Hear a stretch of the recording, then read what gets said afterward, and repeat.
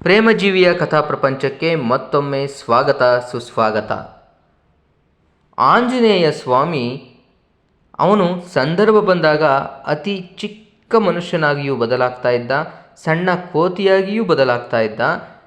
ಅದೇ ರೀತಿಯಾಗಿ ಕೆಟ್ಟ ಸಂದರ್ಭ ಬಂದರೆ, ಅಂದರೆ ರಾಕ್ಷಸರನ್ನು ನಿವಾಳಿಸುವ ಸಂದರ್ಭ ಬಂದರೆ ಅತಿ ದೊಡ್ಡದಾಗೂ ಬೆಳೀತಾ ಇದ್ದ, ಅಂದರೆ ಆಜಾನುಬಾಹುವಾಗಿ ಬೆಳೀತಾ ಇದ್ದ. ರಾಕ್ಷಸರಿಗಿಂತಲೂ ದೊಡ್ಡದಾಗಿ ಬೆಳೆದು ಅವರನ್ನೇ ಆಪೋಷಣ ತಗೊಳ್ತಾ ಇದ್ದ. ಹನುಮಂತನ ಕಥೆಯನ್ನು ನಾವೆಲ್ಲರೂ ಕೇಳಿದ್ದೀವಿ. ಹನುಮಂತನಿಗೆ ಮುಖ್ಯವಾಗಿ ರಾಮನನ್ನು ಕಂಡರೆ ಪ್ರೀತಿ ಹೆಚ್ಚು, ಭಕ್ತಿ ಹೆಚ್ಚು.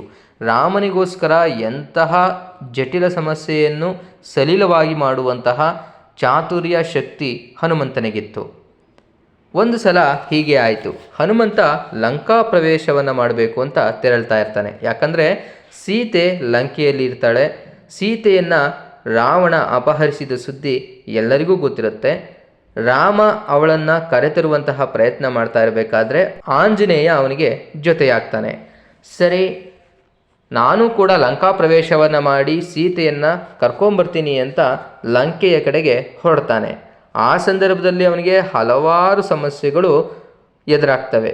ಅದರಲ್ಲಿ ಒಂದು ಸಿಂಹಿಕೆಯ ಹತ್ಯೆ. ಯಾರು ಈ ಸಿಂಹಿಕೆ? ಹನುಮಂತ ಆಕಾಶದಲ್ಲಿ ಹಾರ್ತಾ ಹೋಗಬೇಕಾದ್ರೆ ದೇವತೆಗಳಿಗೆಲ್ಲ ಆಶ್ಚರ್ಯ ಆಗುತ್ತೆ. ಈ ಮನುಷ್ಯ ಎಷ್ಟರ ಮಟ್ಟಿಗೆ ಬೆಳಿತಾನೆ ಮತ್ತು ನಾವು ನಡೆದಾಡುವಂತಹ ದಾರಿಯಲ್ಲೇ ಸಂಚರಿಸ್ತಾನಲ್ಲ, ಇವನು ವಿಶೇಷಣೆ ಬಿಡಿ ಅಂತ ಎಲ್ಲರೂ ಅವರಿಗೆ ಅವರೇ ಮಾತನಾಡ್ಕೊಳ್ತಾರೆ.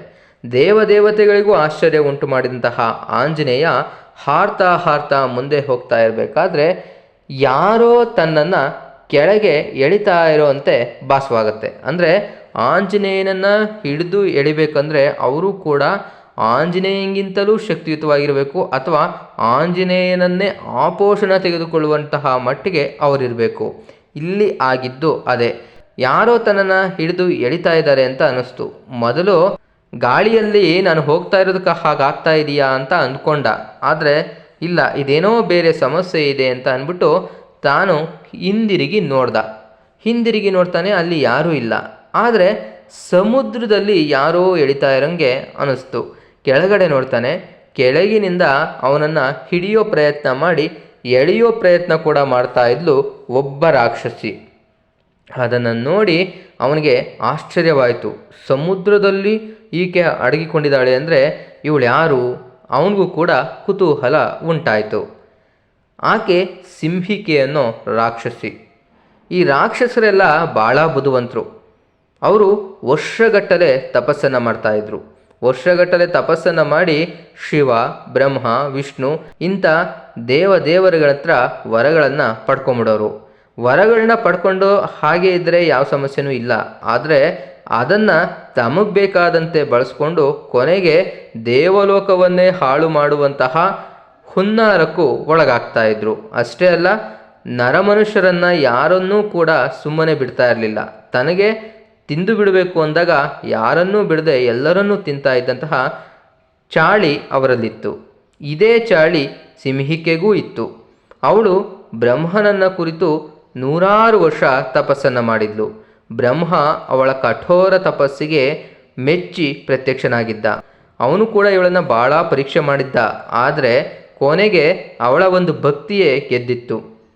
ಬ್ರಹ್ಮ ಏನೋ ಪ್ರತ್ಯಕ್ಷನಾದ, ಏನು ವರ ಬೇಕು ಅಂತ ಕೇಳ್ದ. ಆಗ ಅವಳು ಹೇಳಿದ್ಳು, ನನಗೆ ಒಂದು ವಿಶೇಷವಾದ ಶಕ್ತಿ ಬೇಕು, ನಾನು ಸಮುದ್ರದಲ್ಲಿ ಅಡಗಿಕೊಳ್ಬೇಕು, ಯಾವುದೇ ರೀತಿ ಸಮಸ್ಯೆ ಆಗಬಾರ್ದು, ಜೊತೆಗೆ ನಾನು ಇರುವಂತಹ ಸಮುದ್ರದ ಮೇಲೆ ಯಾರೇ ಬಂದರೂ ಅವರನ್ನು ನಾನು ತಿಂದುಬಿಡಬೇಕು, ಆ ಶಕ್ತಿ ನನಗೆ ಲಭ್ಯವಾಗಬೇಕು ಅಂತ ಕೇಳ್ಕೊಂಡಿದ್ಲು. ಇವನು ಬ್ರಹ್ಮ ತತಸ್ತು ಅಂತ ವರವನ್ನು ಕೊಟ್ಬಿಟ್ಟಿದ್ದ. ಅವಳೇನು ಮಾಡ್ತಾ ಇದ್ಲು, ಸಮುದ್ರದಲ್ಲಿ ಬರೋರನ್ನ ಅಷ್ಟೇ ಅಲ್ಲ, ಸಮುದ್ರದ ಮೇಲೆ ಹಾರಿ ಹೋಗೋರ್ನು ಯಾರನ್ನೂ ಬಿಡ್ತಾ ಇರಲಿಲ್ಲ. ಆ ಮಟ್ಟಿನ ರಾಕ್ಷಸತ್ವವನ್ನು ಮೈಗೂಡಿಸ್ಕೊಂಡು ಬಿಟ್ಟಿದ್ಲು. ಸರಿ, ಅವತ್ತು ಅವಳ ಒಂದು ದುರದೃಷ್ಟವೋ ಆಂಜನೇಯನಿಗೆ ತನ್ನ ಶಕ್ತಿಯನ್ನು ತೋರಿಸುವಂತಹ ಸಂದರ್ಭ ಬಂದಿತ್ತೋ ಗೊತ್ತಿಲ್ಲ, ಅವಳು ಆಂಜನೇಯನ ರಾಶಿಗೆ ಬಂದ್ಬಿಟ್ಟಿದ್ಲು. ಆಂಜನೇಯ ನೋಡ್ದ, ಓಹೋ, ಕೆಳಗೆ ಎಳಿತಾ ಇರೋದು ನೀನಾ? ಹೇ, ಬಿಡು ನನ್ನ ಕೇಳ್ದ ಆಂಜನೇಯ. ಇಲ್ಲ, ನಾನು ಬಿಡೋದಿಲ್ಲ, ಇದು ನನ್ನ ಸಮುದ್ರ, ನಾನು ಯಾಕೆ ನಿನ್ನ ಸುಮ್ಮನೆ ಬಿಡಲಿ? ಈ ಸಮುದ್ರದ ಮೇಲೆ ಯಾರದೇ ನೆರಳು ಕಂಡ್ರೂ ಅಷ್ಟೇ ಅವ್ರನ್ನ ಹಾಗೆ ಗಬಕ್ಕನೆ ತಿಂದಾಕೋದು ನನ್ನ ಹವ್ಯಾಸ. ಇದು ಗೊತ್ತಿದ್ದು ನೀನು ಬಂದಿದೀಯಾ? ನನಗಿದು ಯಾವುದೂ ಗೊತ್ತಿಲ್ಲ. ಸುಮ್ಮನೆ ನನ್ನ ವಿಚಾರಕ್ಕೆ ಬರಬೇಡ. ಸುಮ್ಮನೆ ಇರೋದಿಲ್ಲ, ಪರಿಸ್ಥಿತಿ ವಿಕೋಪಕ್ಕೆ ಹೋಗುತ್ತೆ, ಬಿಟ್ಬಿಡು ನನ್ನ. ಆಂಜನೇಯ ಕೇಳ್ದ. ನಾನು ಯಾಕೆ ಬಿಡಲಿ? ನನಗೆ ಬಂದಿರೋ ಬೇಟೆನ ಬಿಟ್ಟು ನಾನೇನು ಹೊಟ್ಟೆಸ್ಕೊಂಡಿರಲ್ಲ, ಖಂಡಿತವಾಗಿ ಬಿಡಲ್ಲ ನಾನು. ಅವಳು ಕೂಡ ಹಠ ಹಿಡಿದ್ಲು. ಓಹೋ, ಇವಳನ್ನ ಹೀಗೆ ಬಿಟ್ಟರಾಗಲ್ಲ ಅನ್ನೋದು ಅವನಿಗೂ ಗೊತ್ತಾಯಿತು. ಇವನು ಹೀಗೆ ಬಿಟ್ಟರಾಗಲ್ಲ ಅಂತ ಅವಳು ನಿರ್ಧಾರ ಮಾಡಿದ್ಲು. ಸರಿ, ಇಬ್ಬರೂ ಪೈಪೋಟಿಗೆ ನಿಂತ್ಕೊಂಡ್ರು. 10 ನಿಮಿಷ ಒದ್ದಾಡಿದ್ರು. ಯಾರು ಸೋಲಿಲ್ಲ. ಕಡೆಗೆ ಇವನಿಗೇನಾಗೋಯ್ತು, ಒಂದು ಐಡಿಯಾ ಬಂತು ಆಂಜನೇಯನಿಗೆ. ಆಂಜನೇಯ ಆ್ಯಕ್ಚುಲಿಯಾಗಿ ಶಕ್ತಿವಂತ, ಆದರೆ ಯುಕ್ತಿವಂತನ ಅನ್ನೋದು ಹಲವಾರು ದೃಷ್ಟಾಂತಗಳಲ್ಲಿ ನಮಗೆ ವೇದ್ಯವಾಗುತ್ತೆ. ಆದರೆ ಅವನು ಇಲ್ಲಿ ತನ್ನ ಯುಕ್ತಿಯನ್ನು ತೋರಿಸಿದ್ದ. ಸರಿ, ನನ್ನ ತಿಂತೀಯಾ? ತಿನ್ನು ನೋಡೋಣ ಅಂತ ಅವಳಿಗೆ ಸವಾಲು ಹಾಕ್ದ. ತಿಂದೇ ಬಿಡ್ತೀನಾ? ಅದರಲ್ಲೂ ನೀನು ಕಟ್ಟುಮಸ್ತಾಗಿದೆಯಾ, ಪೊಗರ್ದಸ್ತಾಗಿದೆಯಾ, ನೀನು ತಿಂದೇ ತಿಂತೀನಿ.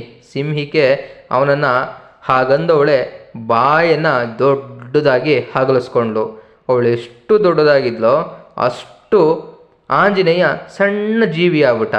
ಅವಳಿಗೆ ಆಶ್ಚರ್ಯ ಆಗೋಯ್ತು. ಅಲ್ಲ, ಅಷ್ಟೊಂದು ದೊಡ್ಡಗಿದ್ದವನು ಇದ್ದಕ್ಕಿದ್ದಾಗೆ ಹಿಂಗೆ ಸಣ್ಣ ಆಗ್ಬಿಟ್ಟ? ಆದರೆ ಅವಳಿಗೆ ಅದೆಲ್ಲ ಬೇಕಾಗಿರಲಿಲ್ಲ. ಒಟ್ಟಿನಲ್ಲಿ ಅವನ್ನ ತಿನ್ಬೇಕು ನಾನು ಅಷ್ಟೇ. ಬುದ್ಧಿ ಇಲ್ಲದೆ ಇರೋಂಥವ್ರು ಈ ರಾಕ್ಷಸರು ಅನ್ನೋದನ್ನು ಮತ್ತೆ ಅವಳು ತೋರಿಸ್ಕೊಟ್ಟಿದ್ಲು. ಸರಿ, ಬಾಯನ್ನು ದೊಡ್ಡದಾಗಿ ಮಾಡಿದ್ಲು. ಇವನು ಆಕಾಶದವರೆಗೆ ಆ ಬಾಯಿಯನ್ನು ತೆರೆದಿದ್ಲಲ್ಲ, ಅದರೊಳಗಡೆ ಹೋಗ್ಬಿಟ್ಟ. ಹೋದವನೇ ಹೊಟ್ಟೆ ಒಳಗೆ ಸೇರ್ಕೊಂಬಿಟ್ಟ. ಅವಳು ಆಹಾ, ಈಗ ನೋಡು ಹೆಂಗೆ ಒಳ್ಳೆ ಊಟ ನನಗಿವತ್ತು, ಹೆಂಗೆ ತಿಂತೀನಿ ಅಂತ ಅಂದ್ಬಿಟ್ಟು ಹಿಂಗೆ ಮೆಲ್ಲೋದಕ್ಕೆ ಹೋದ್ಲು. ಆಗ್ತಾಯಿಲ್ಲ. ಮತ್ತೆ ಪ್ರಯತ್ನ ಪಡ್ತಾಳೆ, ಆಗ್ತಾಯಿಲ್ಲ. ಹೊಟ್ಟೆ ಏನೋ ಭಾರ ಆದಂಗೆ ಆಗ್ತಾ ಇತ್ತು. ಇಲ್ಲ, ಏನೋ ಆಗ್ತಾ ಇದೆ ನನಗೆ. ಯಾಕೆ ಇಷ್ಟು ದಿನ ಸಿಗ್ದವ್ರನ್ನೆಲ್ಲ ತಿಂತಾ ಇದ್ದೆ, ಯಾವತ್ತೂ ಹಿಂಗೆ ಆಗ್ತಾ ಇರಲಿಲ್ವಲ್ಲ, ಇದೇನು ಹಿಂಗಾಗ್ತಾ ಇದೆ? ಓ, ಯಾರಾದರೂ ಕಾಪಾಡಬಾರ್ದ ನನ್ನ? ಕಾಪಾಡಿ ಕಾಪಾಡಿ. ಅವಳಿಗೆ ಗೊತ್ತಿಲ್ದಂಗೆ ಆರ್ತನಾದ ಹೊರಬಿತ್ತು. ಯಾರೂ ಬರಲಿಲ್ಲ, ಏನೂ ಆಗಲಿಲ್ಲ. ಅವನು ಆಂಜನೇಯ ಅವಳ ಹೊಟ್ಟೆನಲ್ಲಿದ್ನಲ್ವಾ, ದೊಡ್ಡದಾಗಿ ಬೆಳೆಯೋದಕ್ಕೆ ಪ್ರಾರಂಭ ಮಾಡ್ದ. ಅವಳಿಗೆ ಗೊತ್ತಾಗದೆ ಕಿರ್ಚಾಡ್ತಾ ಇದ್ರು, ಯಾವುದನ್ನು ಕೂಡ ಯೋಚನೆ ಮಾಡದೆ ದೊಡ್ಡದಾಗಿ ಬೆಳೆದು ಅವಳ ಹೊಟ್ಟೆಯನ್ನೇ ಸೀಳಿ ಹೊರಗಡೆ ಬಂದ್ಬಿಟ್ಟ. ಆಗ ಸಿಂಹಿಕೆ ಕೊನೆ ಬರಿ ಅವನನ್ನು ನೋಡಿ ಸತ್ತು ಹೋದ್ಲು. ಸಿಂಹಿಕೆಯ ಈ ಒಂದು ಮೂರ್ಖತನವನ್ನು ಕಂಡು ಆಂಜನೇಯ ಒಳಗೆ ನಕ್ಕದ. ನಾನು ಮೊದಲೇ ಹೇಳಿದ್ದೆ ನನ್ನ ವಿಚಾರಕ್ಕೆ ಬರಬೇಡ ಅಂತ, ಆದರೆ ತಾನೇ ರಾಕ್ಷಸತ್ವವನ್ನು ಮೈಗೂಡಿಸ್ಕೊಂಡ್ಬಿಟ್ಟಿದ್ದೀನಿ, ಯಾರೂ ನನ್ನನ್ನು ಸೋಸೋದಕ್ಕಾಗೋದಿಲ್ಲ, ಬ್ರಹ್ಮನವರನೇ ನನ್ನ ಹತ್ರ ಇದೆ ಅನ್ನೋ ಒಂದು ಅಹಂನಲ್ಲಿ ನನ್ನ ಸುದ್ದಿಗೆ ಬಂದು ಈಗ ಅವಳೇ ಸತ್ತು ಹೋದ್ಲು ಅಂತ ಆಂಜನೇಯ ಮತ್ತೆ ಮುನ್ನಡೆದ. ಲಂಕಾ ಪ್ರವೇಶವನ್ನು ಮಾಡೋದಕ್ಕೆ ಹೊರಟಂತಹ ಆಂಜನೇಯನಿಗೆ ಎಡರು ತೊಡರುಗಳು ಬಂದಿದ್ದು ಅಷ್ಟಿಷ್ಟಲ್ಲ. ಪ್ರತಿಯೊಂದು ಘಟನೆಯಲ್ಲೂ ಪ್ರತಿಯೊಂದು ಕ್ಷಣದಲ್ಲೂ ಆತ ತೋರಿಸಿದಂತಹ ಬುದ್ಧಿಮತ್ತೆ ಮತ್ತು ಅವನು ತೋರಿಸಿದಂತಹ ಧೈರ್ಯ ಸಾಹಸ ಮುಂದೆ ಸೀತೆಯನ್ನು ಲಂಕಾ ಪ್ರವೇಶ ಮಾಡಿ ಉಳಿಸೋದಕ್ಕೆ ಕಾರಣವಾಯಿತು ಮತ್ತು ಅವಳನ್ನು ಮತ್ತೆ ರಾಮನಲ್ಲಿಗೆ ಸೇರಿಸೋದಕ್ಕೆ ಕಾರಣವಾಯಿತು. ಸ್ನೇಹಿತರೆ, ಆಂಜನೇಯನ ಕಥೆಗಳು ಎಷ್ಟು ಪ್ರಸ್ತುತವೋ ಆಂಜನೇಯನ ಸಾಹಸಗಳು ಅಷ್ಟೇ ಪ್ರಸ್ತುತ. ನೀವು ಆಂಜನೇಯನ ಭಕ್ತನಾಗಿದ್ದರೆ, ಹನುಮಂತನ ಭಕ್ತರಾಗಿದ್ದರೆ, ಮಾರುತಿಯ ಯಾವ ಒಂದು ಕಥೆಗಳು ನಿಮಗಿಷ್ಟ, ಯಾವ ಕಥೆಗಳನ್ನು ಯಾವ ರೀತಿಯಲ್ಲಿ ಕೇಳೋದಕ್ಕೆ ಇಷ್ಟಪಡ್ತೀರಿ, ಮತ್ತು ಆಂಜನೇಯ ಶ್ರೀರಾಮನ ಪರಮ ಭಕ್ತನಾಗಿದ್ದು ಹೇಗೆ, ಹೀಗೆ ಹಲವಾರು ಕಥೆಗಳನ್ನು ನಿಮ್ಮ ಮುಂದೆ ತರುವಂತಹ ಪ್ರಯತ್ನವನ್ನು ನಾವು ಮಾಡ್ತೀವಿ.